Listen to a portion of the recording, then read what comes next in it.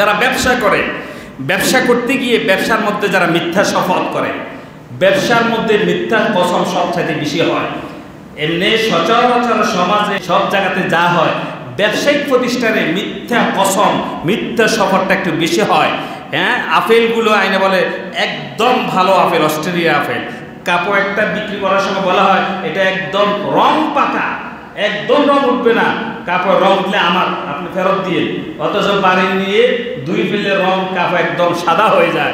এখন সে কি আবার 50 টাকা ভাড়া করে কাপড়কে ফেরত দেয়? নেয় না, একটা ধোঁকা দিছে, মিথ্যা শপথ করছে। এই জন্য নবীজি বলছেন ব্যবসার মধ্যে তোমরা পণ্য বিক্রি করার সময় মিথ্যা শপথের আশ্রয় নিও না। নিষেধ করেছেন কে? আল্লাহ নবী সাল্লাল্লাহু আলাইহি ওয়াসাল্লাম।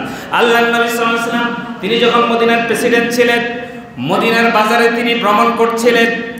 এক ব্যক্তি তিনি গম বিক্রি করতেছিলেন, গমের উপরে রাখছে শুকনোগুলো আর বস্তার নিচের গুলো রাখছে ভিজাগুলো। নবীজি সাল্লাল্লাহু আলাইহি সাল্লাম ওই গমের বস্তার মধ্যে হাত ঢুকিয়ে দিলেন। বিশ্বনবী যখন হাত ঢুকিয়ে দিলেন, তলের যে গমগুলো ছিল সেগুলো ভিজা। বিশ্বনবী মুখ করে হাত ধরে গমগুলো তুলিয়ে দোকানিকে বললেন, তোমার উপরের গুলো শুকনো, নিচের গুলো ভিজা কেন? তুমি জাতিকে কিভাবে মিথ্যা শপথ করে করে ধোঁকা দিচ্ছ? মান গাশশানা ফালাইসা মিন্না।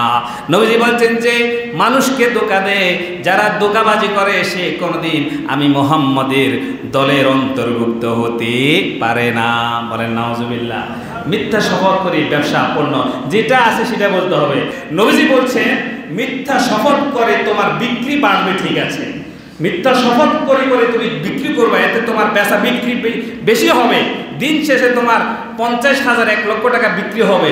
তবে এখানে যে বরকত হবে সেটা আমি রব্বুল আলামিন ধ্বংস করে দিব, সেখানে আর বরকত হবে না। বেচা বাড়বে, তবে বরকত ধ্বংস করে দিবেন কে? আল্লাহ। মিথ্যার আশ্রয় নিয়ে যদি আমরা বিক্রি করি, বিক্রি বাড়বে তবে বরকত বাড়বে না, বরকত কিন্তু ঠিকই ধ্বংস হয়ে যাবে। মিথ্যার আশ্রয় না নিয়ে হালাল ভাবে ব্যবসা করেন।